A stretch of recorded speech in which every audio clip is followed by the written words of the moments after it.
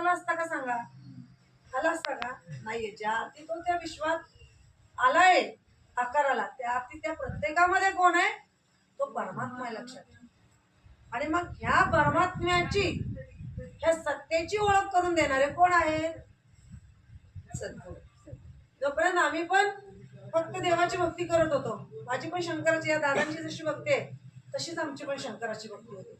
एवढी किती मला इतकं छान वाटलं दादांच्या चेहऱ्याकडे बघितलेच लक्षात आलं. खरंच म्हणलं खरा देवाचा भक्त शोभतायत दादा, खरंच. कारण भक्ती कशी करावी, ती कशी असावी, ती अशा व्यक्तींकडून शिकलं पाहिजे त्यामध्ये. पण आपण देवाची भक्ती करून कितीही 24 तास जरी देवासोबत राहिलो तरी पण आपल्याला ह्या सत्तेची ओळख, हे जे सत्य आहे, हे सत्य, कारण ज्यावेळेस त्यांची कृपा होती त्याच वेळेस असा संत संघ सुरू होता, इथं लक्षात घ्या. आज त्या पांडुरंग परमात्म्याची दादावर कृपा झाली, त्यांची भक्ती फळाला आली, त्या दारामध्ये इथं त्या मंदिरात आपला संत संघ सुरू झाला, लक्षात ठेवा. कारण जोपर्यंत देवाची भक्ती पूर्णत्वाला जात नाही तोपर्यंत सद्गुरू भेटत नाही, आणि सद्गुरू भेटल्याशिवाय देव कळत नाही.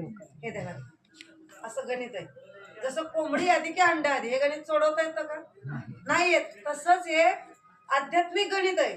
जोपर्यंत तुम्ही त्या परमात्म्याची निर्गुण रूपात भक्ती करत नाही तोपर्यंत हा सगुण परमात्मा भेटणार नाही, आणि हा सगुण परमात्मा